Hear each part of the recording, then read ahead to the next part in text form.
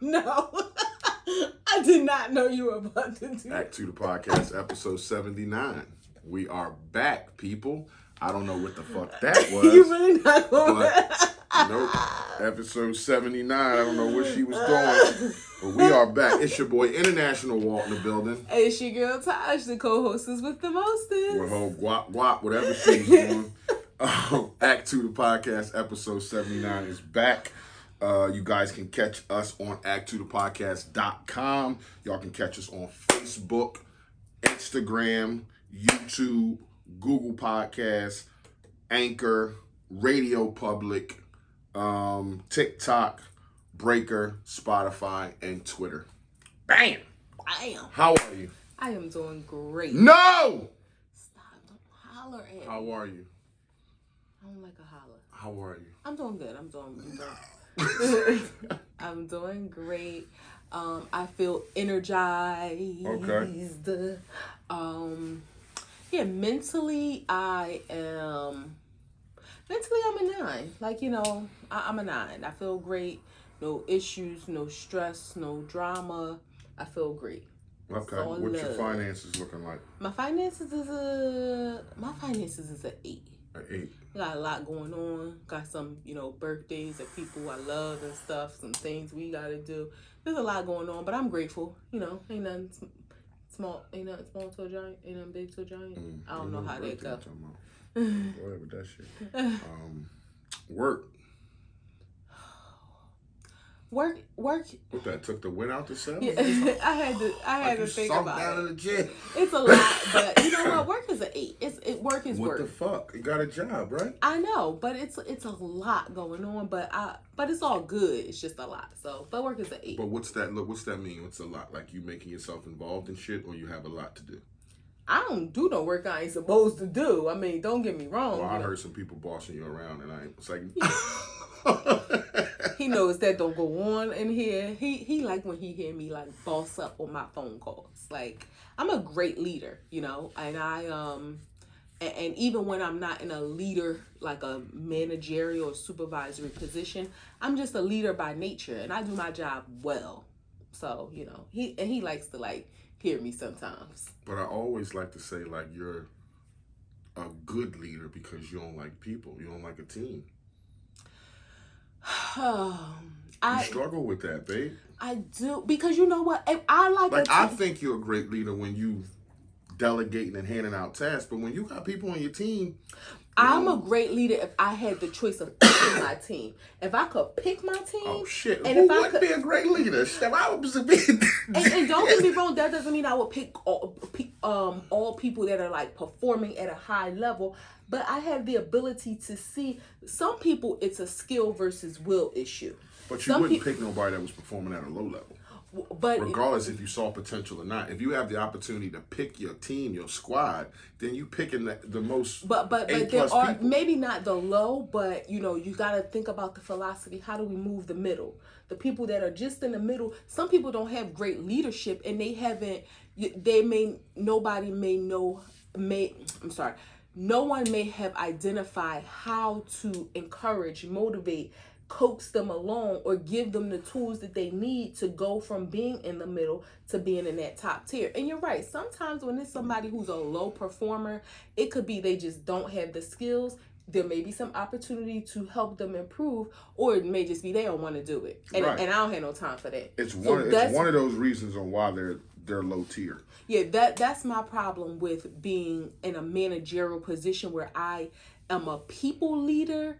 Like in my exact role, is because those people who just don't have the will, you talk about that about corporate America a lot. It's so hard to get rid of people. And I don't have the ability to just say you're fired or you go home or don't log in, or I don't have that ability, and it becomes frustrating because now I can't focus on the things that I need to do or the people who really want to work or to help those people, because now it's like you're holding me back. It's that's like in my profession, it's so easy just to walk up to somebody. Well, not easy. It is kind of hard, but it has to be done. Like, it's clock out. Corporate America. And they don't even it's not even clock out no more. I already done called Sylvia, so you can just roll and Sylvia got you off the clock. It ain't that easy. I wish it would. It's no 90 days. It's no You gotta call HR and create a file for me first. I gotta do my 3-strike rule. Like, nah. So that's why me being a people, that's just not a role that I want to have in corporate America. In this part of my life, how is that efficient? To hire somebody, you find out they're not good for the job, and it takes you 180 days to get rid of them. So they get to collect 6, 8, 10 paychecks before you get rid of them, and you knew 10 paychecks ago they're not the person for the job. But because of protocol, this is the way it has to be. You want to know why? Because we live in such a litigious nation where everybody wants to sue for something. So it's like 6 in one hand, half dozen in another. Corporate America has created an environment where people are pussified, and then it's like, okay, when you do realize that they're not the person for the job, they have to be CYA so that they don't get sued, and make sure that you go through the appropriate channels before. And I will say, I have said to a lot of my accounts that I work with, because I manage processes and manage teams per se, but not people. I manage performance, let's say that. And I will say to them, you need to work with people to improve. The objective is not to just immediately fire people.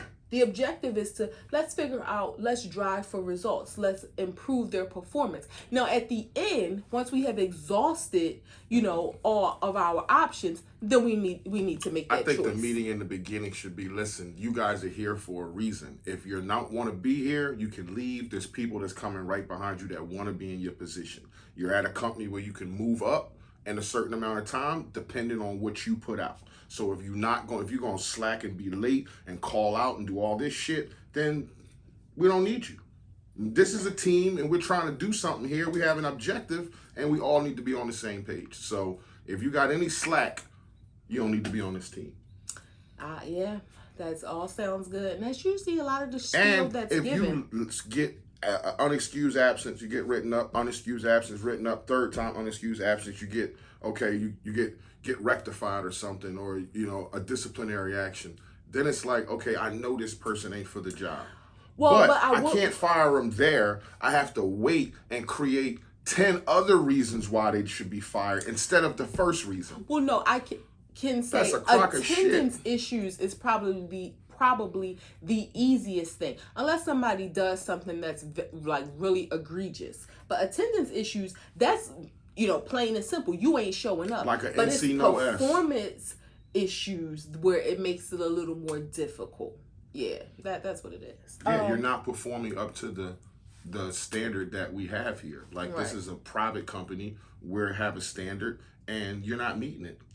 I'm sorry. I don't know why it has to take me 6-8 months to prove. It's not that long, but it is. It is whatever. Time. Okay, let's just say 3 months. Why I gotta take that long to prove to whoever that you do need to be fired? Well, because they want to give people the chance. They want to avoid being sued. That's really what it comes down to. It comes down to money.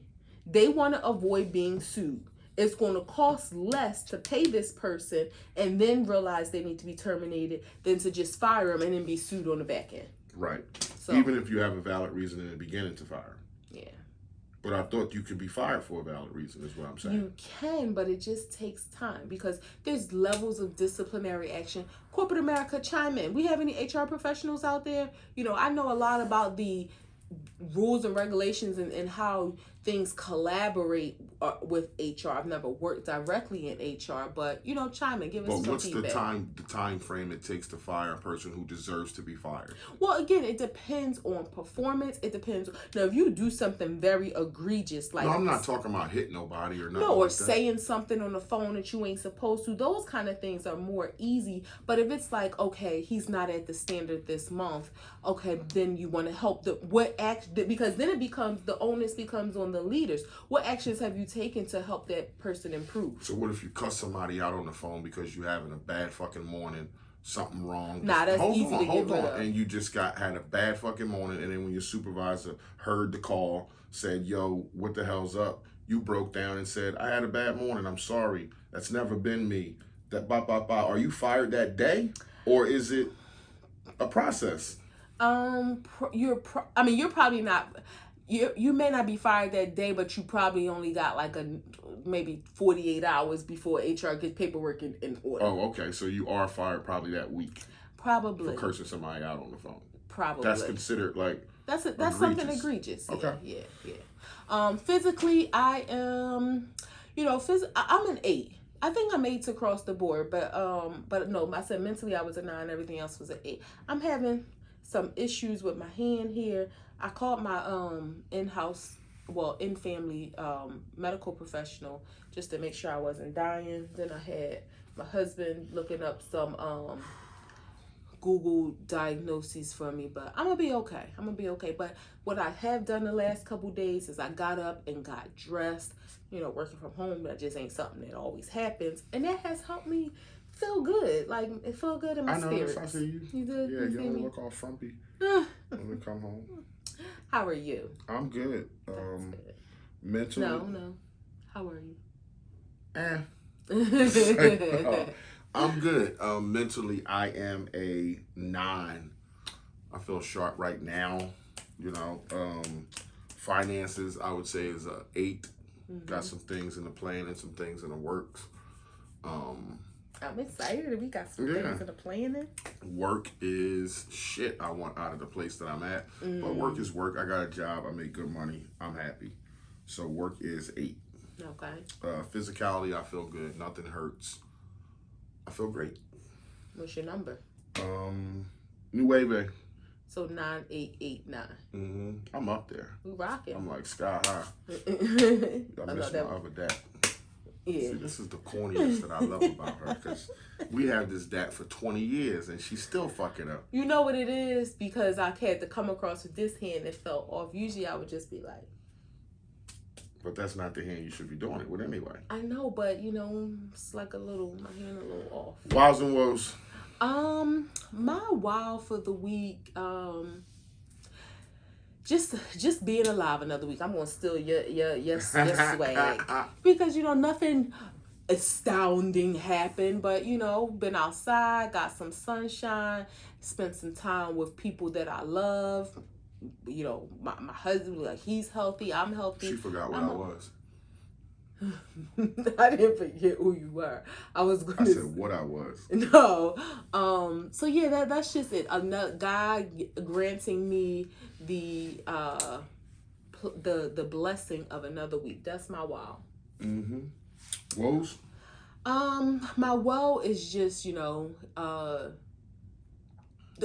I sound like a broken record, but it's probably going to just be that for a few other weeks until this foolishness discontinues. Just the violence in our city. Was talking with some friends about going out, hanging places, doing things, and my sister was saying she and a friend had went down South Street for something the other day, like really fast, and she said it was so empty and felt so eerie, which for the residents around there, probably they're happy to see that, but it's a shame and it's still cops on every corner.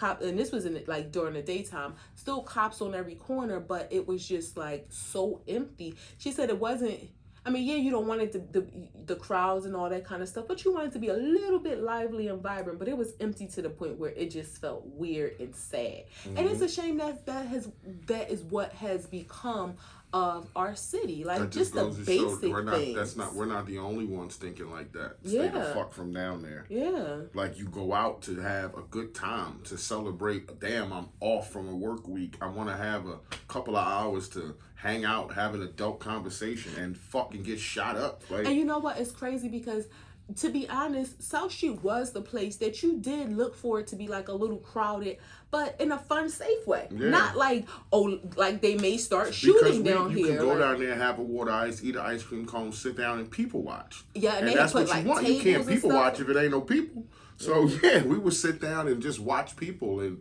make up stories and just look at people and see other people talking, laughing, and it just is all different walks of life you would see down there, and that's just one example of how life is changing. It's like we come out of COVID where we were locked in the house. Now people are excited and want to get outside, but we come out of that into this horrifically violent climate in our area. And I know it's happening around the country, but in our area, I mean, we can only speak of what we're experiencing in our area. It's just our area being Philly. We may not live there, but that's still ours, and we claim it always. Yeah. And it's just sad to see that, you know, that's what it is. Or when you're going out, you got to think about, is it parking? Is it a lot where we, you know, it's sad.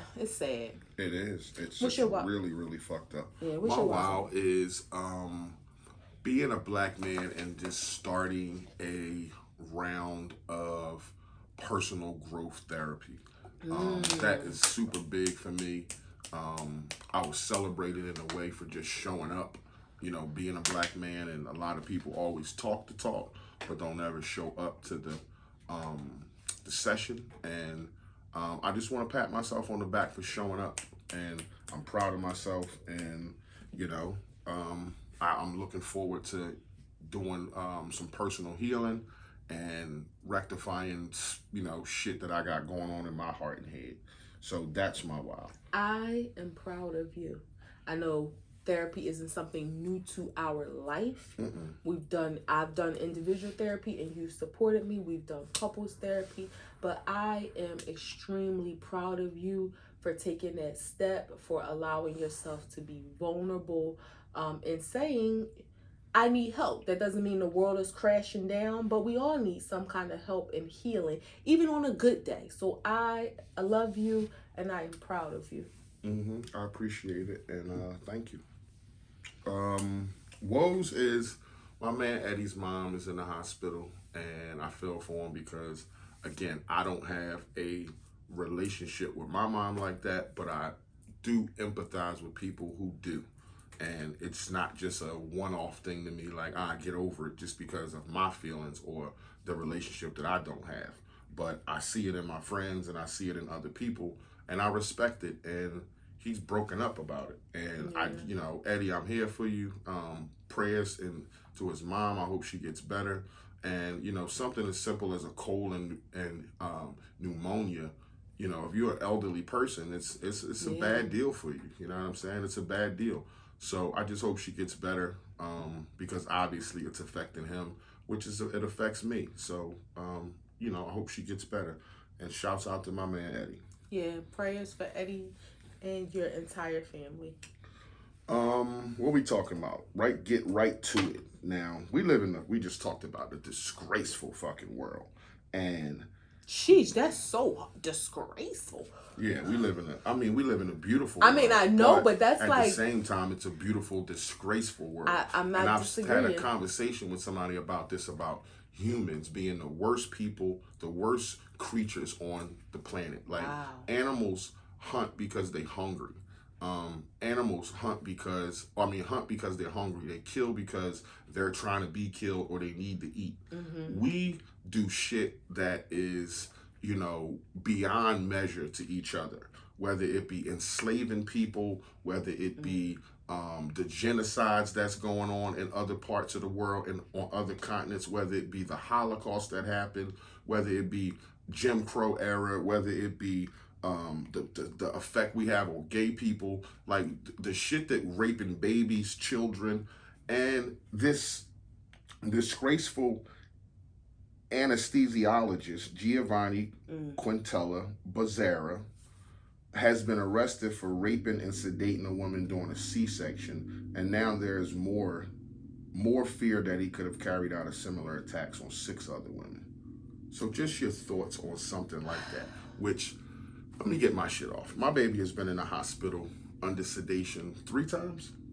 And I can immediately remember, I'm gonna say 3. So, 4. You know, 2 severe operations, 1, you know, in and out procedure or whatever. But I could not imagine, like, this a doctor. Like, you think the doctor's supposed to take care of you. And when a patient is... Like, they take an oath for this shit. And when you're a patient and you're at your most vulnerable state with your stomach wide open, they're taking a baby out you, and you're incoherent, incapacitated on propofol, and a doctor decides to stick his dick in your mouth. Like, how to me, like a woman gets raped, and I understand it. I would never understand how that feels, but how that's like worse. Like, how do you get over something like that? Well, and knowing that shit was filmed, it's on the internet, it's been taped. Yeah, he's been arrested, but this happened to you in your sleep. Yeah. Like, that's affecting you way different than if you was awake. Do you think? I don't know. I don't know the measure of how, like, it's really hard to say because you think physically experiencing the memory, the trauma, the flashbacks in your mind. I don't know if something being done to you while you were unaware and incoherent, if that's worse. I don't know. But what I can say is this is one of, like, I don't want to say, I don't want to judge it by saying, like, I feel like saying worse is such a judgmental word, and I'm sure people can say some more horrific things that have happened. But this right here, I thought this was a joke when I saw it. Okay, like, I didn't think it was a joke, but I thought to myself, nah, they're wrong. Like, they're assuming that he did this. How do they know he did this? And I had, you okay? Always. I had to kind of like watch the video a couple times to like look at the different components of the video. Because first I'm staring at the man, but it had like a blur over it. So I'm kind of like watching the video. And then when I look again, I'm like, oh, he's like opening his pants. And it was just like, you gotta be kidding me. You got to be kidding me. That makes me think, what's wrong with men on so many levels? Like, you're a fucking anesthesiologist, which you got some bread. Yeah, I was always taught you guys make a lot of fucking money, and you're a doctor. Like, you have an oath. You have a right to take care of this person. But not and you did this 6 times before. This is why they think he may have done this previously. So from what I read, they installed cameras because there were other scenarios where they felt like he was over anesthetizing patients, basically giving them too much medicine. So I guess they couldn't really they didn't know for sure or whatever the situation is. So that was part of the story. So they think in those other patients where he may have over medicated them, this is why, to like really keep them. 1 + 1 is 2. But what I'm saying is, it doesn't mean for sure that he did. That may have been his intent, because my thing is this. You got to be a sick mother father to do this in a room with all those other people. He was behind a curtain. I know, but I mean, He's behind the curtain, but another doctor was as close to him as you are to me. Like, literally, the curtain was just right there. It's not like people were in a different room. But you actually think that that's the first time he actually done something like that? No, I'm not saying it's the first time. But what I'm saying, in all of the other scenarios, the circumstances may not have presented. He may have had the intent, but all of this, like, let's say one doctor may have been closer to him, so he felt a little nervous. So out of the other 6, maybe he did 4. That don't make it any better. I'm just saying that's why they think it was 6. It's come out that one woman was saying she was under and she felt weird. And now hearing this, but you tell me if this is true. She felt like her titties were grouped when she was under. Would you feel that if you was asleep and I groped your titties and you woke up? Would you know that I played around with your breasts? Like, would they feel like been groped? And I don't think. Well, see, it's different in being asleep and being sedated under. So I don't know if, of course, I don't know if those are the other procedures, cesareans also. I don't know if they were cesarean. I just know he was the anesthesiologist. I can say this: out of the times that I have been sedated, as my husband mentioned, I had 2 very serious surgeries, and then I had another surgery, and then I had 2 other like light procedures, which I think they call like twilight. So from what I can remember, I've been sedated 5 times as an adult. I did have my wisdom teeth out when I was younger. So, but I say all that to say, I absolutely don't remember anything. Like, I don't, I've heard some people say they remember hearing stuff, or they could feel something, or maybe they didn't have enough medication. Right. Like, I can absolutely with all certainty say I have no recollection of anything. When you wake up now I've never been sedated. When you wake up from being sedated, other than being cut, like you are obviously, I'm cut and I feel this. Like, but do you feel anything? Nah, like I can't say. No, again, I hope nobody ain't played with my titties while I was asleep. If they did, I don't know if I would fit. I don't know. But what I can say is, I wonder if, because in this case, she's having a cesarean. I don't think, and again, women out there, if you've had a cesarean, let us know. I don't think you're under as heavy anesthesia as you are. Like I got my gallbladder taken out in January because so it might be a lighter anesthesia because I don't think they want you to be completely out of it to have the baby. No, it's actually epidural, where they numb your lower half and then they cut you, so you're kind of sedated but not completely out of it. Well, I think, I mean, I have seen videos of some women have a cesarean and they're completely awake. That's what I mean. She's sedated a little bit, but not like knocked out.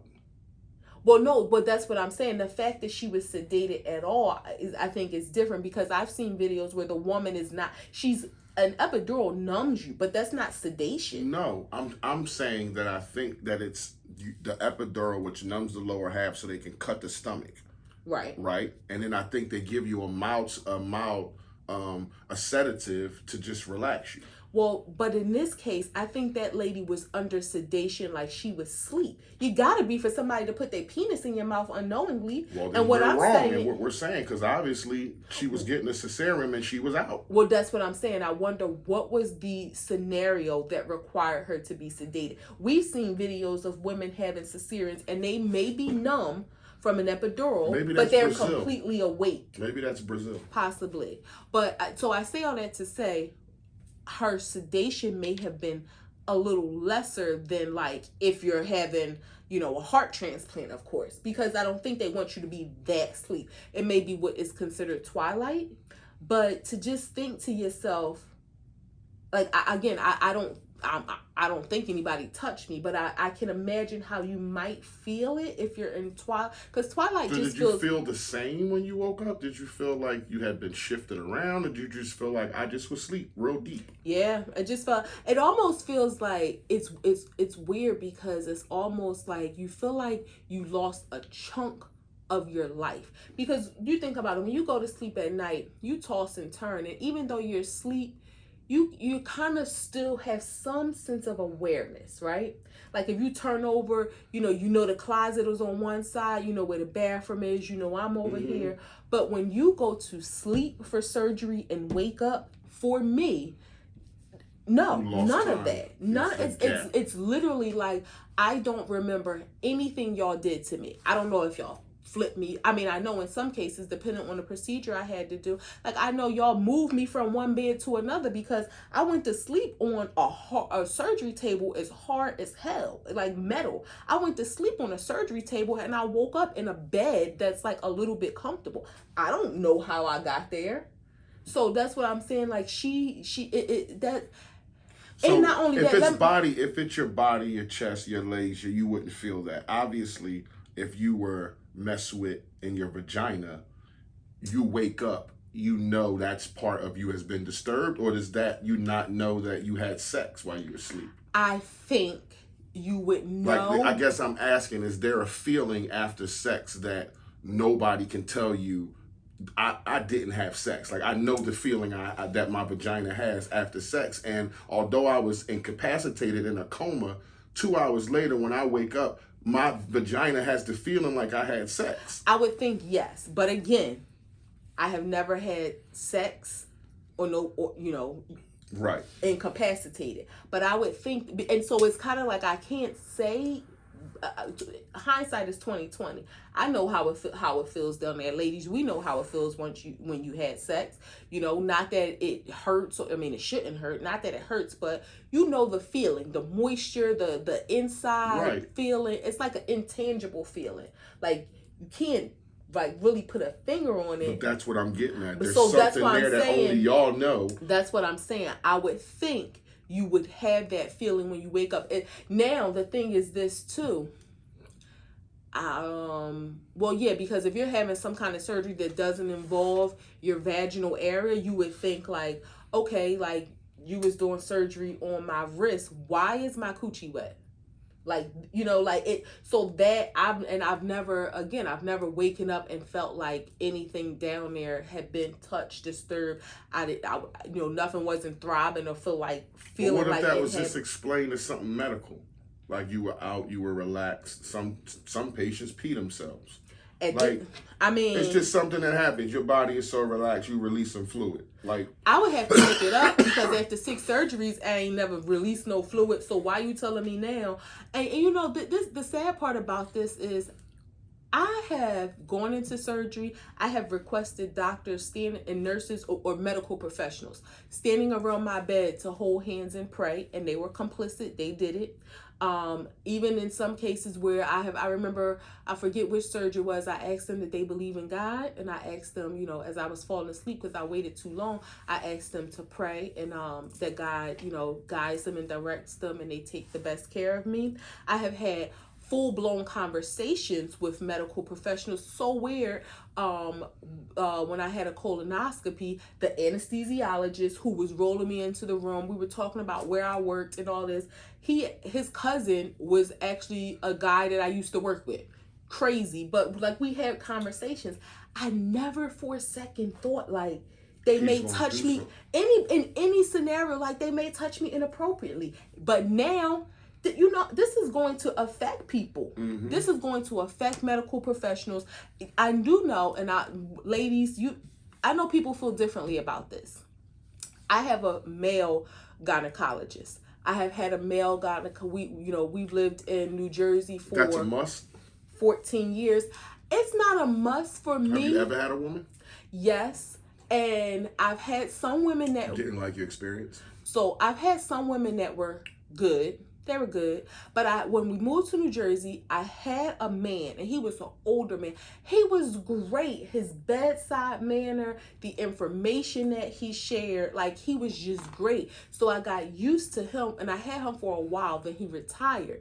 So that kind of, when I got a new doctor in the same office, it was also a man. Then there have been a couple scenarios, and I don't want to make this a black-white thing, but we know that there are conversations about the health disparities of Black women in America. Mm-hmm. I've had Black gynecologists, female, who, again, they were good. They were good.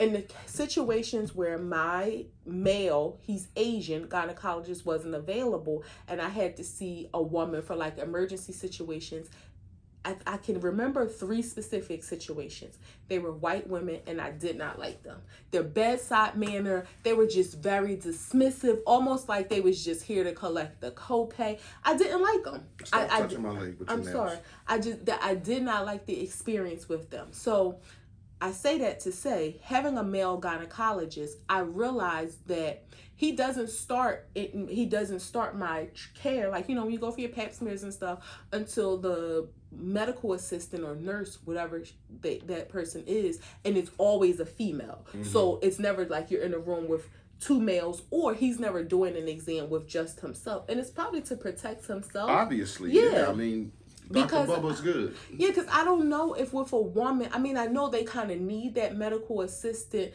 to pass me the swab and that kind of thing. But I think if it's a woman, they may be more keen to kind of start without the other person being there. Well, it's just inappropriate. A male doctor should not have a female and a patient in a vulnerable a position and starting like that makes her feel unsafe. So it's just inappropriate, whether it's a protocol or not. It's a moral thing. Like, I'm not going to ask you, I'm a man you don't know. I'm going to ask you, take your clothes off, put on a gown, open your legs, and I'm going to start doing this investigation in your vagina with no female in here to comfort you. Don't get me wrong. I feel like I know my doctor, and it just may be his great bedside manner, because I only see him once a year, but he be talking to me like he really remember me. He makes me feel like he really cares about me as a patient. I guess that's the mark of a good doctor. Really remember you. He remembers you. You think so, after he only seeing me once a year and all the patients that he has? Yeah, some people do. Okay. I was watching something the other day, and it was a chef who said he remembers every. Oh yeah, we were watching preview. A trailer for a movie. Said a chef said he remember every person, every he dish for. he ever made, and every person he ever served. Yeah. I couldn't imagine doing that. Like, was you a chef for 2 weeks? Yeah.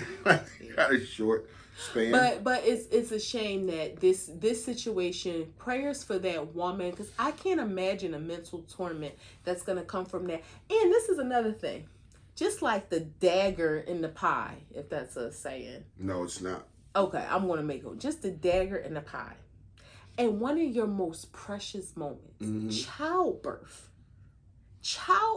Your memory of your childbirth would be that you were raped during childbirth. Like, that is just, and I'm not making no excuses. Are we? And I'm not disputing either way, but what's the delineation between that? Is that being sodomized or raped? It's both.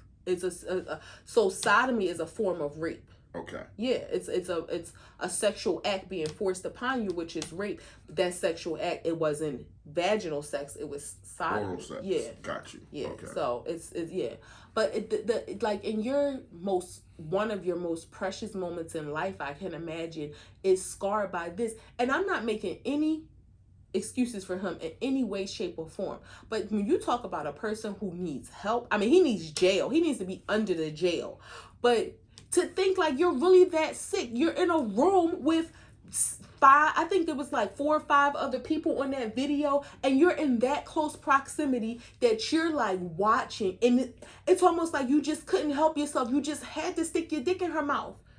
This is like the kind of stuff that you see people on the train that can't help themselves, and they just gotta touch the lady next to them in the middle of 100 people. You're just that sick, you can't help yourself. And I would bet money to say these ain't his only victims. These are probably his only victims at work. But there's somebody else in his life that he has. He's done this before. It's like a man in his late 40s. He's done this in his 20s, his 30s, up to his 40s. Like, he has done this before. This isn't the first time he put his dick in a sedated woman's mouth.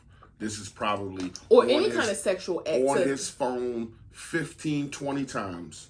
In 5-6 years, I'm sure he's done this. Like, that's and like you said, you have a fluent career, and he's locked up, and the prisoners are already saying that we're gonna get his ass. Yeah, you have a career, you're making money, not a bad looking gentleman. All the coochie in the world that you could be buying. You could have been somebody's sugar daddy out here that would have dropped it like it was hot for some dollars. Built you a woman. Any kind of thing like it but to be forcing yourself upon someone in that most vulnerable state. And I thought about my husband. Like the way that I can only imagine the way that hospital would be flipped upside down if something like this happened to me. Like, people are getting hurt. People are going to feel like I feel, going to feel like she feel. And it just has to be that. Like, I'm not thinking about jail or anything like that. Like, you totally violated my wife in a way that no talking is, no court, none of that shit's even a thing. It's not even a thing. Like, you have to be hurt behind this. You have to. Yeah. Again, prayers for that woman, her family. I hope the child is healthy. Does this make you more conscious of anesthesiologists in case something happens? Is this going to be your first thought to size the person up? And what if it's a woman? Not just anesthesiologists, people in general. I mean, medical professionals in general. Does your guard go down? You know what? I just think to myself, I mean, if it's a woman, you think there's a less likelihood of there possibly being something happening in a sexual nature. But who's to say they're just not doing? I mean, don't get me wrong. A woman could sodomize you with an object. You know. What if she put you to sleep even harder for the doctor? Well, now they're in cahoots to just honeypots. I mean, there's situations like that. I don't think for me, it's not just anesthesiologists. It really heightens my awareness, which is sad because that's the least place you want to think about being hurt when you're already extremely vulnerable and literally in the hands of other people taking care of you. Not only are you naked, not only are you having a baby, my organs are exposed. behind this curtain. I couldn't defend myself if I wanted to. Yeah, like my guts are exposed right now. I'm out of it, and this is what you think to do. Yeah, it's horrible. Like, this is funny. This is a joke that you or a joke that you think is a joke, or something you think is a joke. So let me ask this, because okay, while this happened to women, it can happen to a man. If does this heighten your awareness of, God forbid, you're just of being put under anesthesia, period, that any medical professional, we've heard about dentists in the past that have done things to women in a chair. I guarantee you, if I have to go in, God forbid, knock on wood, for a surgery of any kind, I will revert back to this story. You will be standing there and wonder, oh my God, I can't believe he said nobody better not put their dick in my mouth. Wait, you're gonna say? Yes. I'm gonna tell the anesthesiologists and doctors, listen, I don't mean to be disrespectful to y'all, but there was a story of a man who did some weird shit to a person, and I just want to let y'all know. You know, I'm not trying to be disrespectful, but nobody better not touch me or put nothing in me, man. For real. I'm gonna say it, and you probably gonna fall apart. But I guarantee you, knock on wood if I don't have to, but if I do, I'm gonna remember this story, and I'm gonna say, y'all better not put y'all dick in my mouth, man. For real. Oh my God. I'm not going for it. But okay, we've heard stories about, and this has been for years, about women in dentist offices who've been raped or who have just been I don't want to say just, like, I don't want to minimize it at all, but who have been fondled by dentists when they're like under anesthesia. And those women, that's why I bear the question, because a lot of those women say they felt fondled. And I'm just asking, is that something that a woman feels, like you just know you've been fondled, or is your clothes shifted? Like, do you just feel like fondled in my sleep? I bet, yes you have. I mean, well, not in my sleep, but under. Yes, you have. What do you be doing? I fondled the shit out of you in your sleep. But I mean, not under anesthesia. That kind of sleep, crazy. But think about this, ladies. If you're, in the dentist office, and I've never had to be put to sleep for anything in the dentist office. Like, well, when I got my wisdom teeth taken out, but that was like surgery. But if you're in a dentist chair, right, and you kind of put under, for whatever reason, root canal or something, I don't know if they do that to you, and you wake up, and let's say your nipples are like really hard, I think that would probably be an alert to you, like, what the hell? But would you just think I've been touched, or would you think maybe this is a medical thing? Like, maybe because I was so relaxed, like, I don't know. Maybe because it's cool in this room. Like, I don't know. I'm kind of vulnerable laying here at ease. Maybe they just got hard. I don't know. But you probably think to yourself, when the last time I woke up from a nap with hard titties? Yeah, I don't know. That's a sad thing. Another thing is, I mean, again, not to say it can't happen to a man, but another thing is, women, we got to add to our checklist to be, thinking about when we need help from people. That's a shame. Sad for that woman. I hope she recovers well in any way, Mentally, shape, form. And I hope the doctor gets exactly what he deserves. Definitely shouldn't doctor no more. Hell no. Shouldn't be putting people to sleep no more. Somebody put your ass to sleep. And in jail, they don't put you to sleep. They just rape. So you got that to look forward to. Kids fight challenge. Now, this is how the internet, like, stuff can come out, right? And people could jump on it and it'd be like, oh, this is great. This is funny. And this is another thing I love about life and not being contradictory, and you can get more information and change your mind about stuff. So this video comes out about these kids and at the fight challenge, and the parents go and say, let's fight. It's another little kid outside. And a lot of little kids, come on, Mom, let's go. And they go get their shoes and they like about to fight. But some of the kids cry. Some of the kids actually be like, no, I don't want to fight. And they're scared. And I kind of looked past that in the first time I saw the video. And then having more information, it is kind of fucked up to be exploiting kids on the internet for likes and shares and shit like that, especially when they're at that most vulnerable moment, because they're not faking. They're actually scared to fight. Yeah. You know what I'm saying? Like, so I'm looking at it both ways 3 days later, like, damn, I laughed at this. and was like, wow, this is cool. If my son was like this, he can fight with his dad. But for the kids who actually stopped and cried and was like, no, mommy, don't fight. Like, I don't want to fight. It was like, they're not faking. This isn't, you're playing with the camera, but you're capturing something that's real for them. And they're scared and they don't want to fight right now. And it's like, that's not cool. So what's your thoughts on it?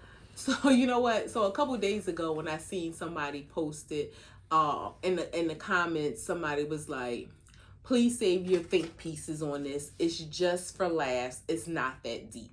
And I still kind of hold to that, because one thing I think people are really spicing it up, talking about exploiting your kids. Let's not get it twisted. You may get some likes, but this isn't one of those scenarios where, there's been so many viral moments now. It takes something more extreme than your kid crying for 15 seconds to be really exploited. Nobody's going, careers. Well, are we talking exploit or viral? Because I don't think exploit means money. Viral means money. So if a person is exploiting their kid in an effort to get money and likes and come to my page so I can monetize this, that's a bad thing. But I'm just saying, if you're capturing a moment, maybe the parent doesn't even realize it, that I'm capturing a real moment of my kid being scared and putting it on the internet. So maybe I'm on your side where it's not really that deep. It's just for laughs. But at the same time, you are capturing these real moments of scared kids. Yeah, I mean, and I don't think it's as I don't think it's as detrimental. I don't think it's as detrimental as some people who are, the site who are looking at it from a psychological perspective are making it to be. One of the things I think it can do is probably give some parents some insight, because you really may have no idea how your child may react in that situation. Now, I'm not saying kids need to be out here fighting and ready to rumble and all this, but if you do have some children who are just, like, I saw one video and she was like, the little girl was like, who? Anna or somebody down the street, like, no, that's my friend. She didn't want to fight the little girl because that was her friend. Then you had some kids who was just afraid, like, fighting, I ain't fighting. Yeah. I think that may be an opportunity for the parents to have a different conversation off camera, because not that you want to create these monsters who are going to be fighting, but you do want to let them know in the real world, guess what? Sometimes, not all the time, not for everyone in every situation, but you may have to fight. Like, you don't want your kid to be that kid who is running home from school, with 6 kids behind him, and he ain't trying to swing not one time because he's so afraid of just the word fight. He's running in the house talking about they won't talk. Yeah. I tried to talk, man. They won't talk. Or the kid on the block who, you go outside and your kid is beat up. I'll tell you this, right? And I don't think she would have a problem with me saying this, because it was a teachable moment.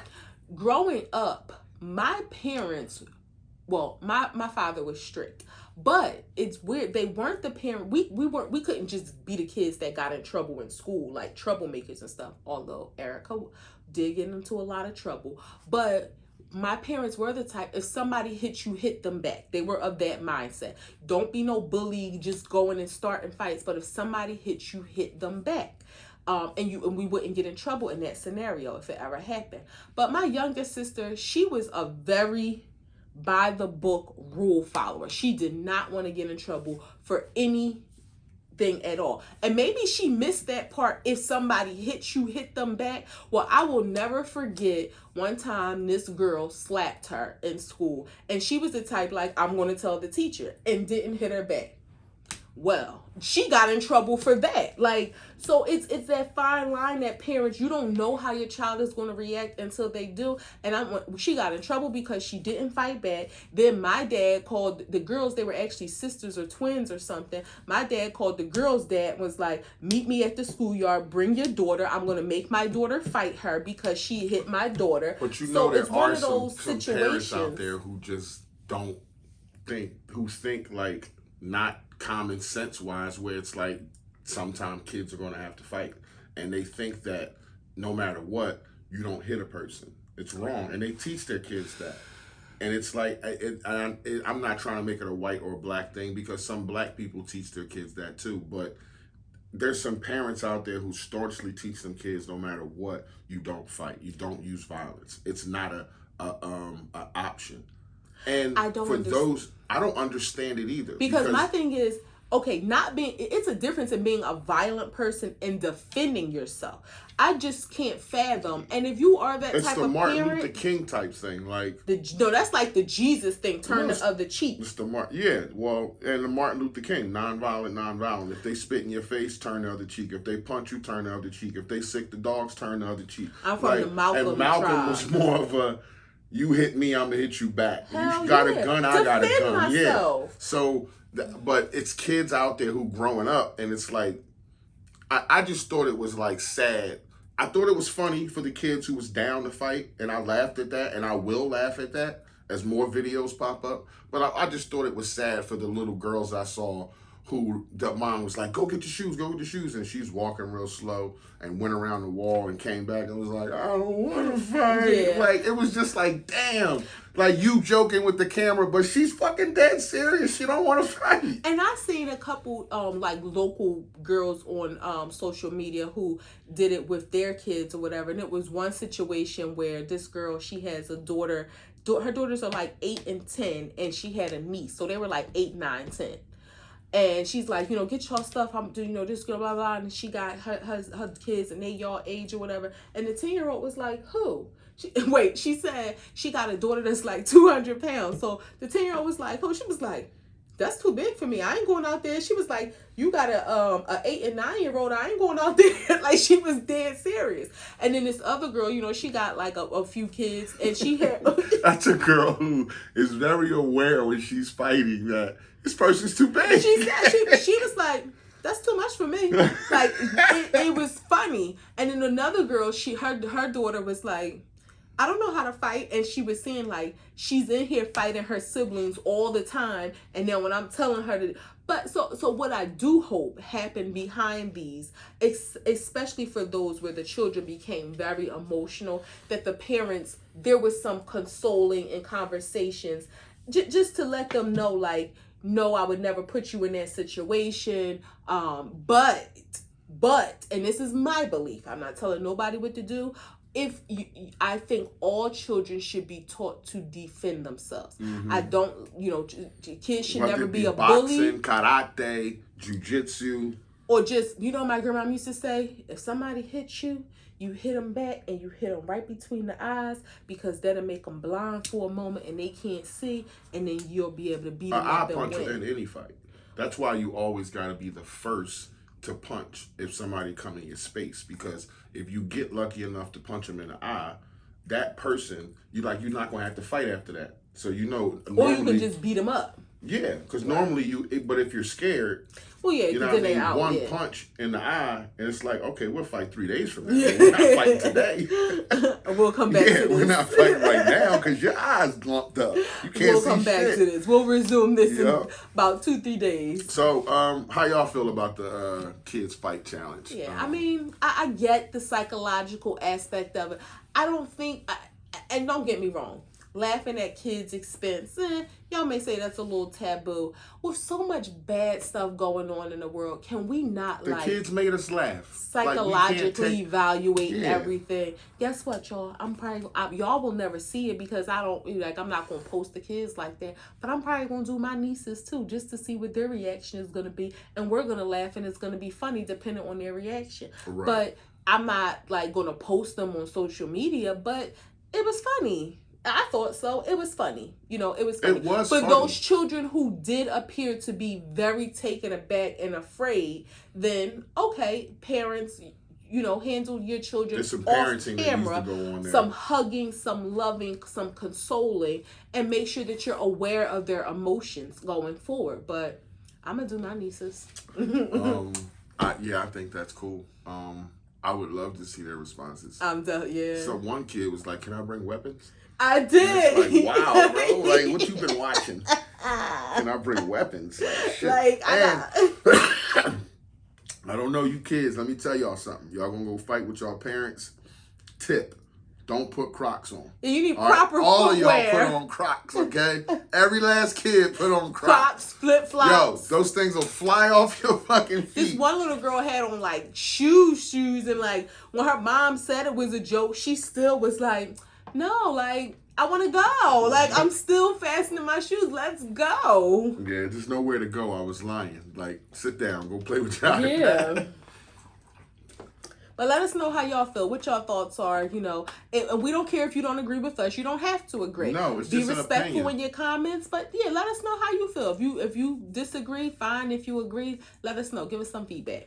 Olympian Kim Glass, thoughts on the mental health on the homeless community. She was having a lunch with somebody, came outside, and a homeless man from the street threw a pipe at her and bust her fucking eye open, blacked her eye, stitches and all this kind of stuff. And obviously the man was arrested and had some mental health issues. But your thoughts on just the homeless community having mental health issues and it being like like nobody's doing nothing about it. Like homeless people in Philadelphia, down Kensington, LA, we know how that situation is with the homeless people. They just move them. But a lot of these people have mental health issues, like real schizophrenia and things like that.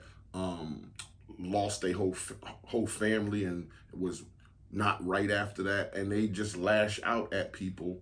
Like when we was at the place we was at last weekend, man was just walking through talking and cursing, talking about the niggas and the Nazis and all that shit. Like those kind of people you pointed out, like you was watching him because it was like this motherfucker can jump on you or just pull out a knife out of nowhere. Yeah. Like what's your thoughts on that? America has failed the mental health community. Mental health or the homeless community? The mental health community. Okay. I felt like Kanye when he had a George Bush hates black people moment. Okay. But I say that in jest, but I'm serious. So years ago, you remember where it was like this big push to close the state-run facilities, like Byberry in Philadelphia. Like they closed what people would call crazy hospital, which we know was disrespectful, but they closed the mental health, the state run mental health facilities. Places too. Well, and what they did was they created these places where they cost money. I mean, so you know, you got it. So the state-run facilities, you can just send somebody there. They're run by the state if they don't have insurance. You know, it was kind of like free care, maybe not the best of care, but long story short, they're gone.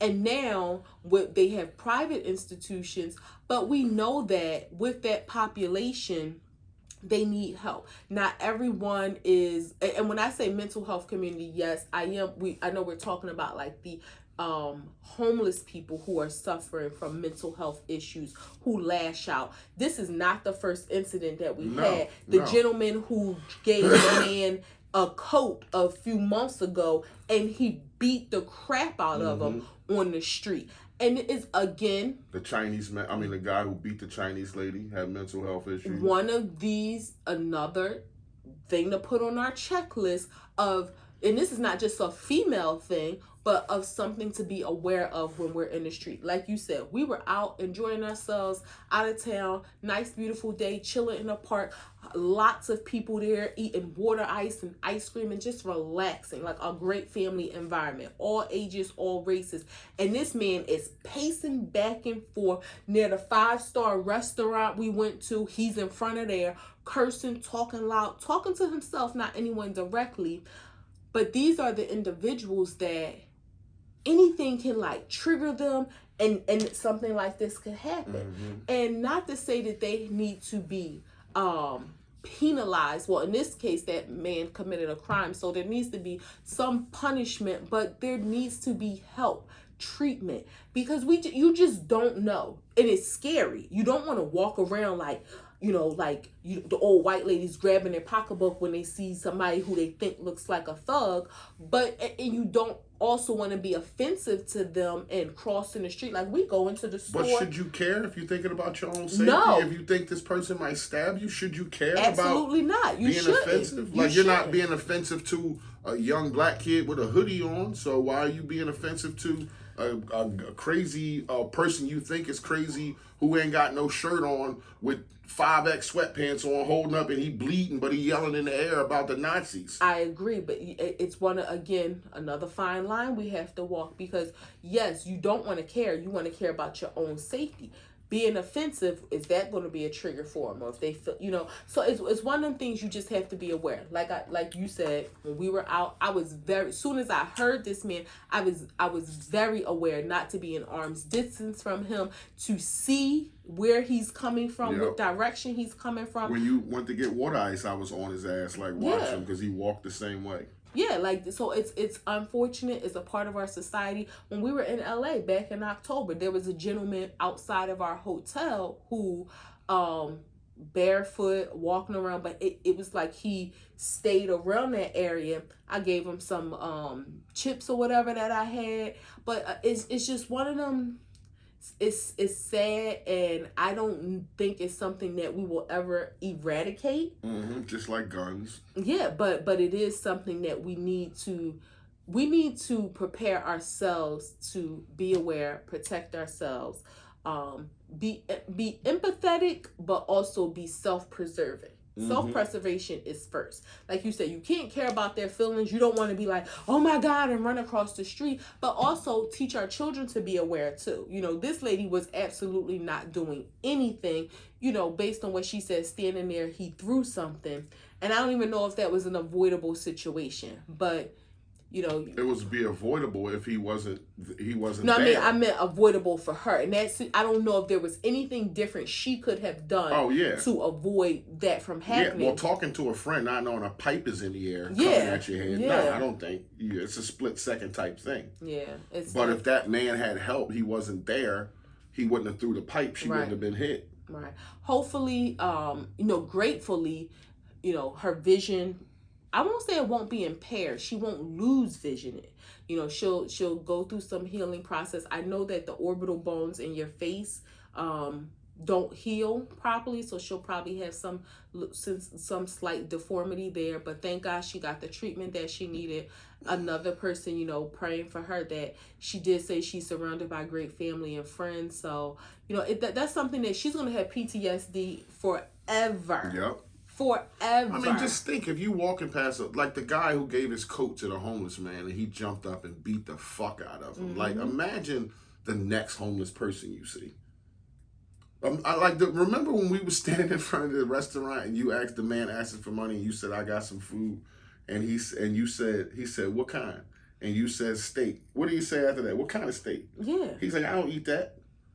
Yeah, and I mean, not to we like nice. But he was so matter of fact about it. He was coming from Del Frisco's, and we had a lot of we always bring home a lot of leftovers, and he didn't want it, and it was like, oh, okay, he didn't want it. He was on something else, but he just said it so matter of fact, like, what kind of steak? I said, we don't have any money. Would you like this meal? Like, he's like, what is it?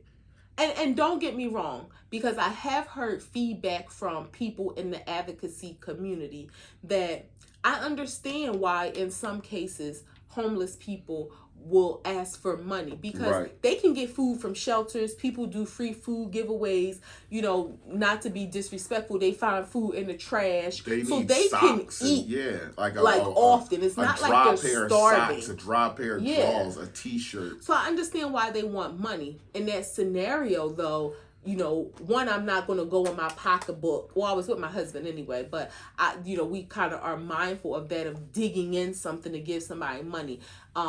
We give as we choose to very frequently, but in that scenario, it was just like, wow, like, okay, I can't force it on you, but I don't have any money. Hey, that was my steak. So, go ahead, give it to him, but he ain't want it. Shit, I'm going to take it home. I want it. Uvalde, Texas surveillance footage, police and ballistics gear wait around 57 minutes while educators and students were slaughtered. The tapes came out where the cops were in the hallways, waiting, not going down there, hearing shots. 2 cops went down there. This is what I saw in the video. 2 cops went down the hallway. 100 rounds was fired at them. They came back up the hallway and just stood at the front for 57 minutes. 1 cop actually went over and got a little hand sanitizer. and got his hands clean, and they just stood there while the kids and teachers were being shot. 57 minutes, that's an hour.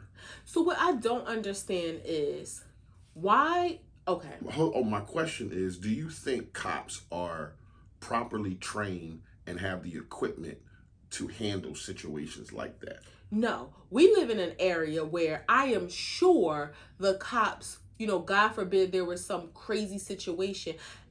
This is a difference about, Philadelphia cops and, I'm just going to Uvalde, Texas cops, where Philadelphia cops, even your just local basic police officer may not have the training for a mass shooting, but they're used to a more hectic work environment. Yeah, the urban in environment. Uvalde, Texas, they probably, being called to domestic violence or shoplifting or disorderly conduct, that kind of stuff, traffic stops. So there is a difference in police work based on the environment that you are used to.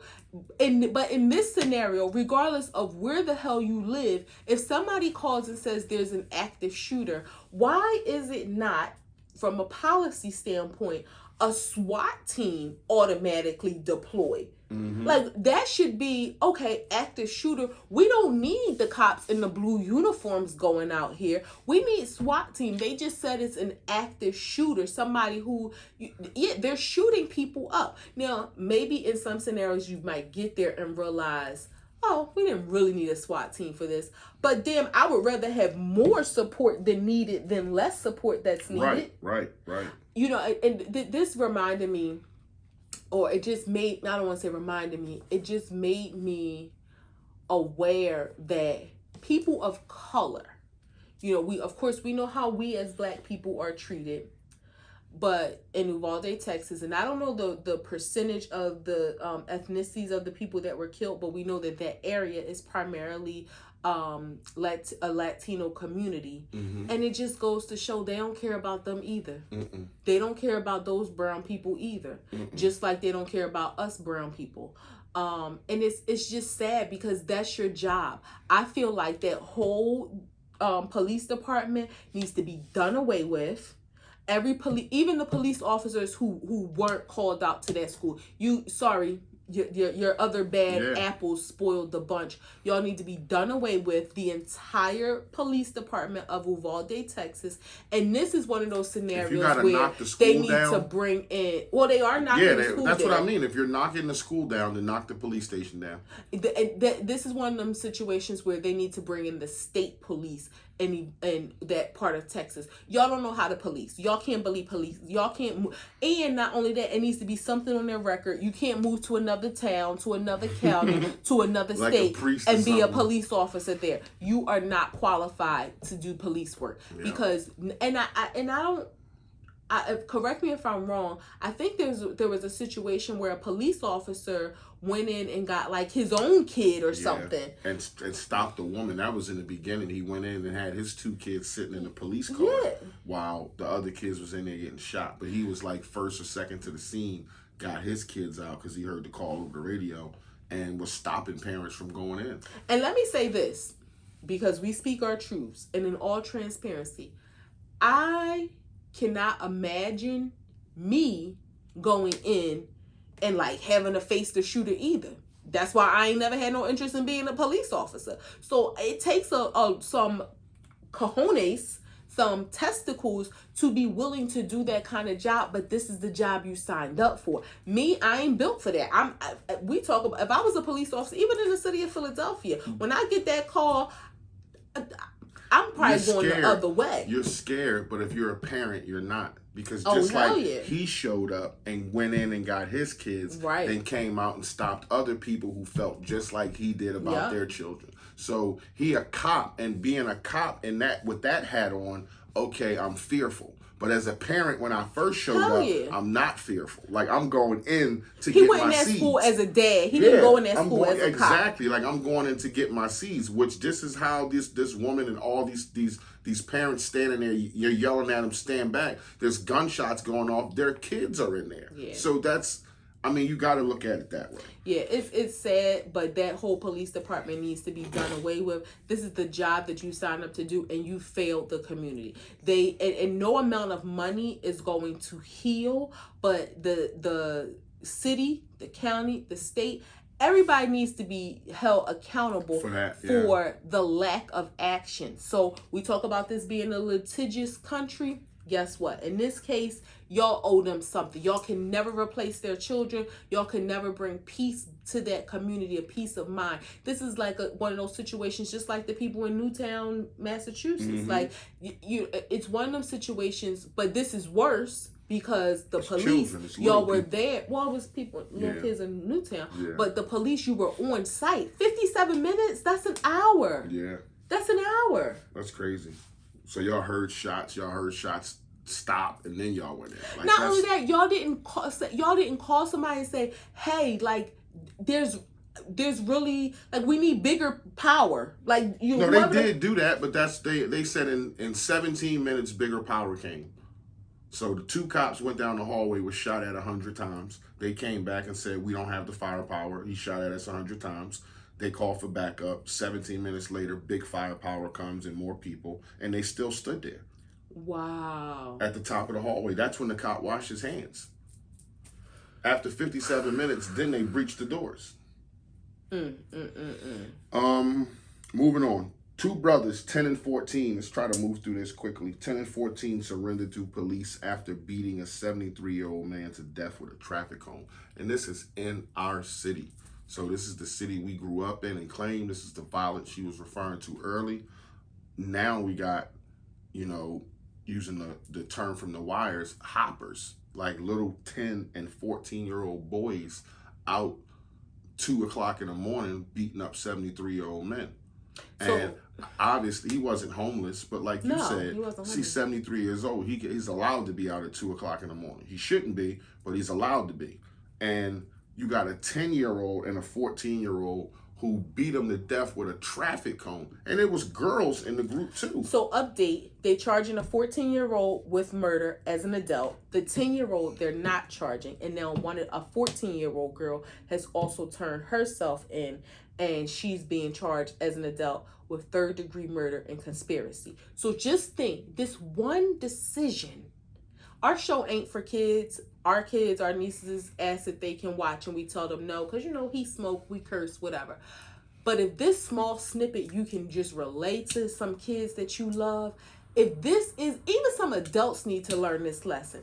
If this is an example of how one stupid decision can totally change your life. Like, okay, I had a conversation today about this with Toya, and we were just like, saying, like, we just couldn't believe it. Like, this is something that it's just unfathomable. So, and I think for me, one of the saddest pieces of it is the lack of respect.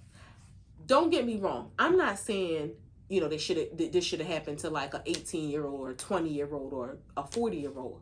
But that lack of respect, a 73-year-old, like, in our day, you would never mess with an old man. Like, he's an old man that you would think like that's a pop or something. Like, again, I'm not saying anybody, this should have happened to anybody, but it's a different conversation if, y'all seen a 25-year-old boy, a 25-year-old man, and for whatever reason y'all jumped him. It's still bad. It's still horrible. Y'all should still be punished for it. But the lack of respect for the seniors, this man lived 73 years of his life in the hood. At 21st and Cecil B. Moore, in the hood, to be killed by kids. To be killed. And the crazy thing, he didn't get killed by the cone. He fell and hit his head. May not have even died. He might have died from a heart attack. Like, couple days later, I can't believe this happened to me. Like that, I can't imagine what was going through his head to think these babies. Yeah. To me, an 8-year-old is a baby. I'm sorry, not an 8-year-old. A 14-year-old is a baby. To a 73-year-old, he probably thinking these is freaking infants. Yeah. And it made me think about my grandpa. My grandpa is 85, I think. What year is this? No, I'm sorry, he's 87. Nevertheless, I forget how old he is. I can't calculate right now, but he, used to always catch the, like, walk the, like, not late at night, but walk the street, because he would catch the bus and stuff. So, he would walk to the bus stop, go downtown, all this kind of stuff. I cannot fathom something like this happening to my grandpa. Like, what the hell? So let me ask you this question. Do you think that, we know kids sneak out the house, okay? We know in some scenarios that happen. But where's the accountability of the parents? Do you think that parents should be held accountable, or there should be any kind of punishment for the parents? Yeah, obviously a 10-year-old shouldn't be out at 2 o'clock in the morning. But again, I was a 10-year-old who was out at 2 o'clock in the morning. So I don't understand it, but I relate to it. I understand having that long of a leash. And I wasn't out trying to beat up fucking 73-year-old men. I probably was still playing basketball or throwing rocks or shooting slingshots or some shit. But I don't know. It's the parents. Why were you out at 2 o'clock in the morning at 10? Because my mom was probably on the steps with her friend. Okay, that's a different situation. So if your mom is out and you're right there in front of her. I wasn't right there in front of her. I was down the block, around the fucking corner. Like, oh, that's...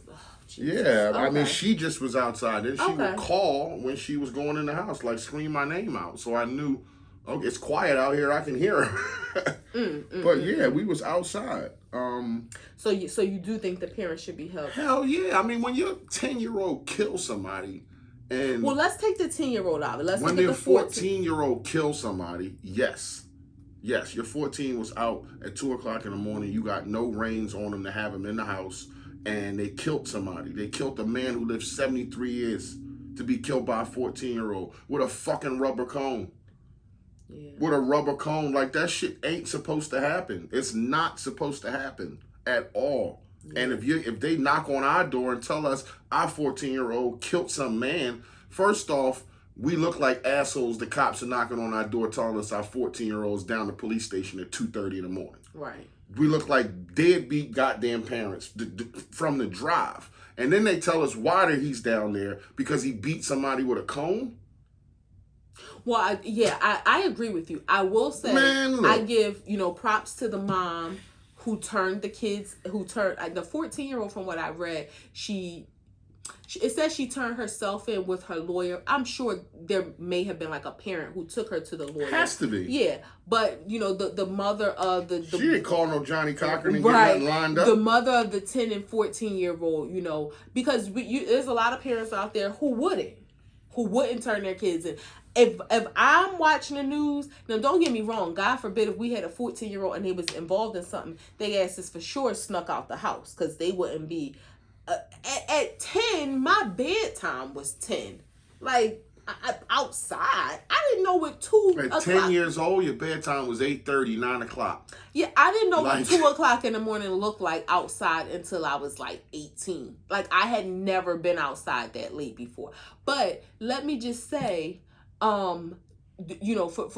there are some parents who would be like, no, like, I'm not taking my kids there. But if our kid was involved in something like that, for sure they snuck out the house. Mm-hmm. But damn it. And for sure they're going down. Yeah. You killed somebody. And so if I seen my kid on the news, like we looking as at a that family, surveillance camera, like, I know that's you. Yeah, we don't look good as a unit. I'm taking you to the police station. We need all types of help and therapy. Like, we all fucked up in here. Our kid killed somebody. Yeah, I'm taking you to the police station. Like, he beat a man with a rubber cone. Like, what the fuck is wrong with you? And I'm not accepting your phone calls. Yeah, you gotta go, bro. You gotta go. And I don't know that they changed the law of putting kids, juveniles in prison for life. And I don't think... I'm not even gonna comment on that. Let's move it on. Yeah, I think it's something that it's worth a thought. Like, it's sad. It's extremely sad. Yeah, I've heard circumstantial stories about juveniles being in prison for life and the certain types of crimes they've done. So I'm just gonna leave it at that. But I also feel like about taking a person's life at 13 forever. So Yeah. What have you learned? I have learned I learned a lot this week, but Rapid fire. Let's go. I know. You know what? I can't think of anything. You and can I'm say not I gonna, haven't learned anything. I'm not gonna BS y'all. I have learned anything, but I You haven't have to. retained So whenever anything. you don't come to the table with anything you learned, you have to say to the audience, I did not use my brain this week. I have not learned anything. I haven't retained anything. I'm sure I've learned a lot, but I haven't retained anything. I'm sure you learned some stuff too. I learned something simple, and you might know this. The Brat and Lisa Ray McCoy are sisters. Where has he been? I did not know this. They had the same father, yes. I was today years old. Are you serious? I swear to God, I did not know the Brat and Lisa Ray McCoy were sisters. Babe, I've known that since probably Lisa Ray did Players Club. I've seen Players Club 100 times. We just watched it the other day. I just watched it the other day. I did not know Lisa Ray McCoy and the Brat were sisters. Yeah, they got They recently had like a falling out, but then they made up or whatever. But yeah, they're sisters. Wait a minute, and you know the Brat. That's the Brat. You know she got a wife. Yeah. Okay, I just wanted to bring you up to this. I know she ain't got a husband. But she used to mess with Allen Iverson. I know. I don't know how that worked out. Yeah, that's like they was like getting their hair braided together and sharing bandanas and like stuff. Like a girl, Allen Iverson, and a man. But she's Brat. gorgeous. I also learned. Relax. Mm-hmm. I also learned back to violent shit. You shouldn't embarrass people. And a girl. Did you just learn that? No, oh. But it's just something that was like, wow, that's the gist of the story. So a girl in a O'Reilly's auto parts store was arguing with a girl who worked there and went and grabbed her from behind the counter and beat her ass in the middle of the store in front of everybody. And the girl got up off the floor, went to her pocketbook behind the counter, got a gun, and shot her in the fucking chest right in the middle of the store. And this girl went from come from behind the counter, I'll beat your ass, to beating her ass, to being on the floor with a bullet in her chest saying, I'm sorry. And this girl standing over the top of her screaming, why did you do this to me? Oh, you sorry now? And it makes you feel conflicted. Like you had all this raw, nasty energy towards me and you came to my job and you grabbed me from behind the counter and you beat me in front of the whole store. And then when I go to get my gun and shoot you, you sorry.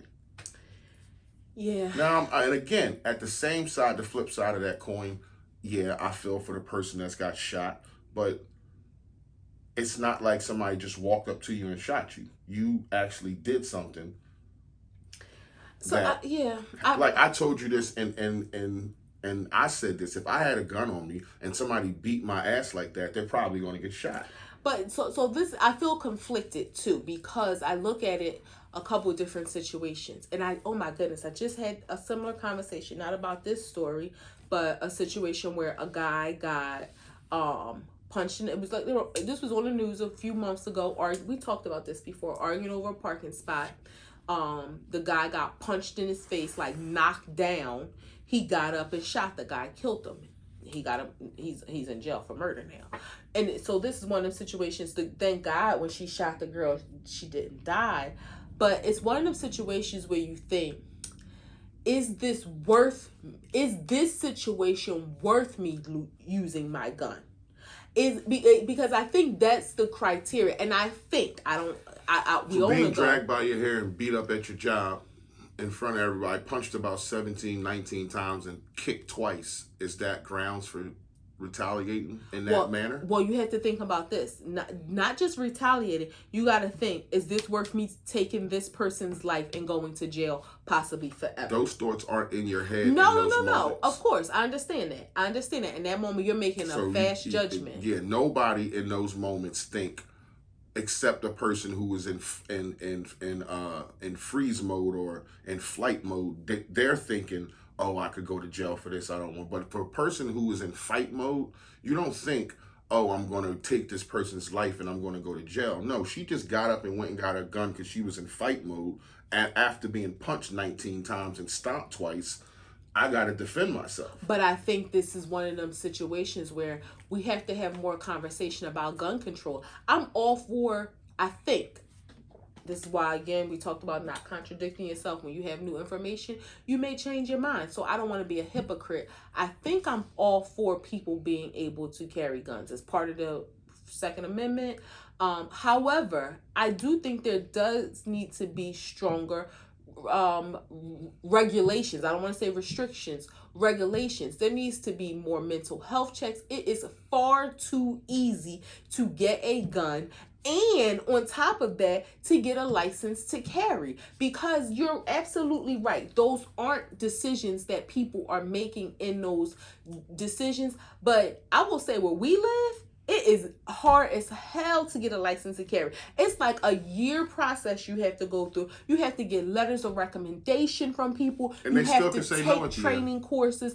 And after you do all of this, they still can deny you. And I'm not mad at it, because you do need to have some type of training, whether it's psychological training, skills training, rationalization, to be able to determine, in this situation, because we know when you shoot a person, your intent might not be to kill them, but we know that you can. Is this a situation that I think this person should die for? That's really the decision that you're making. Is this a situation that I think this person should die for? Getting beat up, that's too strong. I don't know if this is a situation. Do I want to get her back? Do I want to retaliate? But do I want to kill her? Do I want to go to jail? I disagree with that, because I don't think every situation warrants death. So you're like saying every situation, and I know, like, if you got the skills and you got the training and you got the stuff that you're talking about, all the credentials, then you can't look at every situation like it deserves death. Like, some people you might have to just shoot and they don't die, or you shoot them in an area where it's not a lethal wound. So, like, if somebody is beating up somebody and they got a gun, and I don't know, some scenario happens where you have to shoot them, and you don't, and you, it's not a scenario where they should die. Like, I don't understand that wording when you're saying like every scenario has to be, does this person deserve to die over Well, this? not saying your intent, but you know okay, even if somebody's running away, you might not think you want to kill them, but you shoot them in their leg. Like you said, you're not trained. What if you hit a femoral artery and they die? Right. You think to yourself, oh my God, I didn't want. It makes me think when my earrings got snatched. The man pulled out the shotgun, was like, this what I got this for. And I'm thinking, I don't want you to shoot him over my earrings. Like, I want somebody to trip him and he fall, or a car hit him and knock him up in the air. But I don't want you to shoot him over my earrings. I want him to be punished. I want my earrings back. But I don't want you to shoot him with that shotgun. Okay, so remember the scenario I showed you with the girls? The 3 girls walking down the street and the guy walked up to them and punched them. Say that's me and you, and I got a gun on me, which I don't have a gun, but I have a gun on me. And we're walking down the street and the guy punches the shit out you like that and starts, like, he punches you 2-3 more times before I can pull my gun out and shoot him. Does he deserve to be shot? Yes. Okay. Because that's a situation. Is that a situation he deserves to die? I won't. Okay, I don't want to say if I just he pull my gun out and deserves to die. shot him in his midsection, if he dies, I would feel justified. Justified? I don't want to say, I would feel like it was justifiable Warranted? homicide. Okay. Yeah. Like, would I want you to just shoot him to back him off of me? But the way that man was punched that girl in the face and was hitting her, this could have been an unfortunate situation like the 73-year-old man. You don't know, like, he could have hit her in her head the wrong way. She could have fell on the ground. So it's one of them things where I'm trying to, is my life or yours? And in that situation, it was a situation where it could have been their life or his. In the situation of her getting beat up in the store, you got beat up, sis. Yes, get her back. But it's not a situation where it's my life or yours. And initially, I felt like she was justified. I felt like it was self-defense. But in hindsight, I do feel like, I'm on the fence about it. To be honest, I'm on the fence about it. If you get an attempted murder charge and you get 20 years, you think, damn, because I was embarrassed? I got 20 years because I was embarrassed. I'm still beat up. People still see the video of me getting beat up. I shot her, but now she's home with her family, and I got 20 years for attempted murder because I was embarrassed. But that person and the person who shoots somebody because they're angry over a dice game and they lost their money, they have the same thought at the same moment when they're in fight mode. Is that I just want to do whatever to this person. They're not thinking, oh my God, this could change my life for 20 years. This is why more stricter regulations are needed so that these people who aren't able to think rationally in those moments so that they don't have guns. But because I'm ready to say, I think it's something that can't be learned. I don't think it's something you master. I don't think it's something that everybody can tap into when you go into fight mode. I don't think it's something that you can acquire over time to, oh, now I think then you should be denied. And if you have an illegal gun, which so many people do, then okay, it's nothing we can do about it. But it's too many situations, like the situation that happened on South Street when the people got killed. The gentleman who initiated the fight was one of the people who was killed, but he had a legal gun. The guy who he was beating up had a legal gun.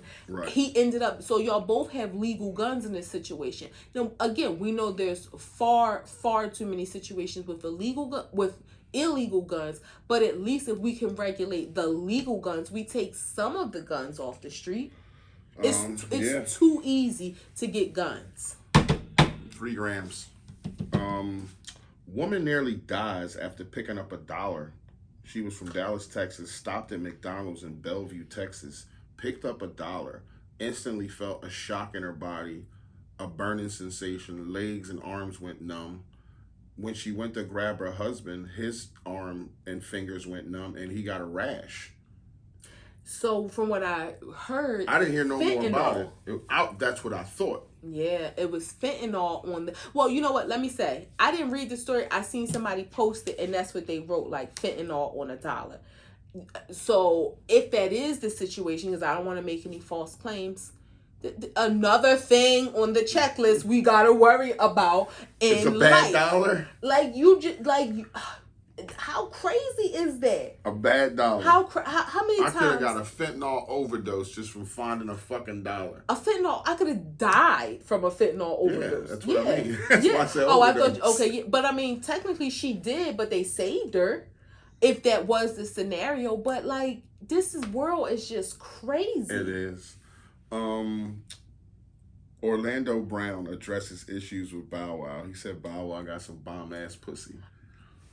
Let me just say, as a man, right, if another man and y'all got beef, that's like a super high level of disrespect. And I don't know what the backstory is on why you would say something like that to another man, but to say that he got some bomb-ass pussy is like disrespect on the highest level of disrespect.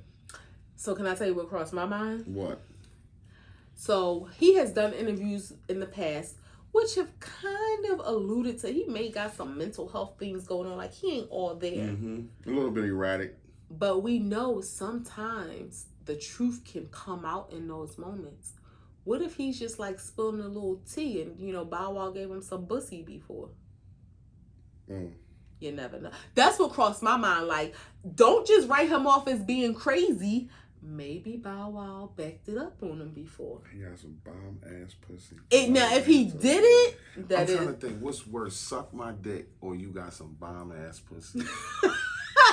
I've never heard that being said to a man who hasn't participated in some homosexual activities with another man. That's crazy. I think suck my dick is disrespectful. Frank Stanton is disrespectful, but it's been worn out.